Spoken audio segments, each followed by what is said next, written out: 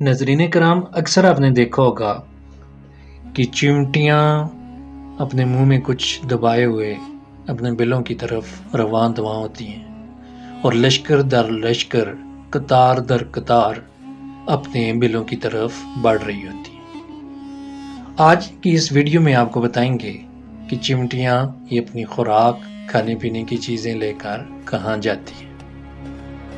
ناظرین کرام، چیونٹیاں گرمی کے موسم میں سردی کے لیے ذخیرہ کرتی ہیں۔ پھر ذخیرہ کیے ہوئے دانوں کے بارے میں ان کو سڑنے کا اندیشہ ہوتا ہے تو اس کو نکال کر پھیلاتی ہیں تاکہ ہوا لگ جائے، اور اکثر یہ کام چاندنی راتوں میں کرتی ہیں کیونکہ اس میں ان کو اچھی طرح نظر آتا ہے۔ پھر اگر رہنے کی جگہ نمی ہے اور یہ اندیشہ کرتی ہیں کہ بیج پھوٹ آئے گا تو بیج کے عین درمیان وہ سوراخ کر دیتی ہے۔ پھر اگر وہ بیج دھنیے کا ہے تو اس کے 4 ٹکڑے کر دیتی ہے،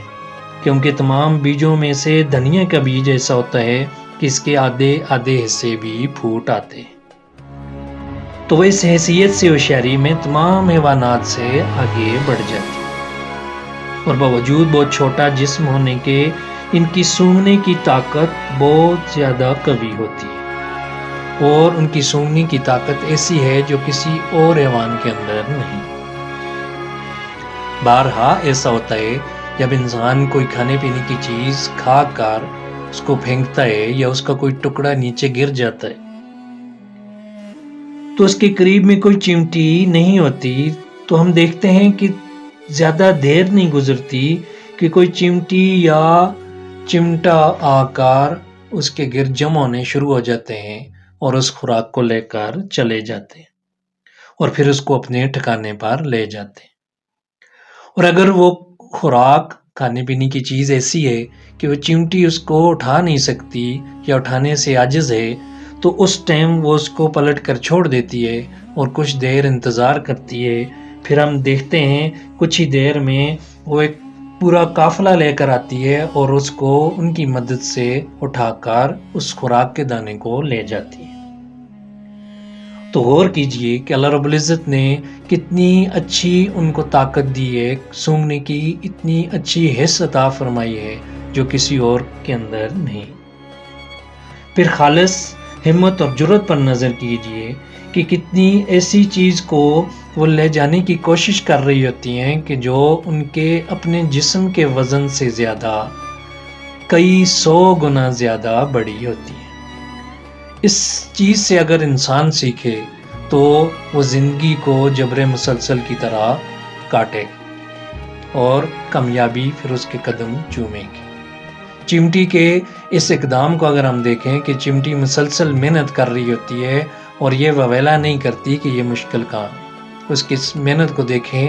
کہ اس کا جسم چھوٹا سا جسم ہوتا ہے اور جس چیز کو وہ اٹھا رہی ہوتی ہے اس کے جسم سے کئی 100 گنا بڑا ہوتا ہے اور وزنی ہوتا ہے، لیکن وہ مسلسل کوشش میں لگی رہتی ہے اور ایک ٹائم ایسا آتا ہے کہ اس خوراک کو لے کر اپنے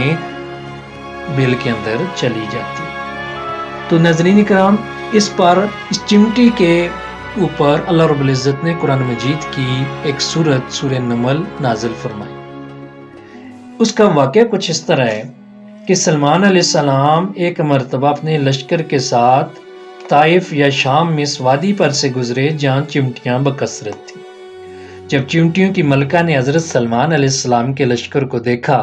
تو کہنے لگی، اے چیونٹیوں، اپنے گھروں میں داخل ہو جاؤ، کہیں حضرت سلمان علیہ السلام اور ان کے لشکر بے خبری میں تمہیں کچل نہ ڈالیں۔ ملکہ نے اس لیے کہا کہ وہ جانتی تھی کہ حضرت سلمان علیہ السلام نبی ہیں، عدل کرنے والے ہیں، جبر اور زیادتی آپ کی شایانہ شان نہیں،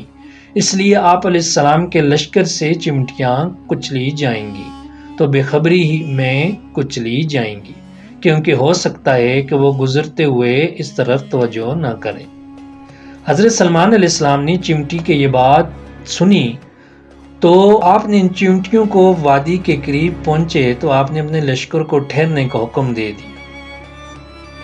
حضرت سلمان علیہ السلام نے چیونٹی کی جب یہ بات سنی تو آپ نے اپنے لشکر کو حکم دے دیا کہ ٹھہر جاؤ، یہاں تک کہ چیونٹیاں اپنے گھروں میں داخل ہو گئی۔ حضرت سلمان علیہ السلام کا یہ سفر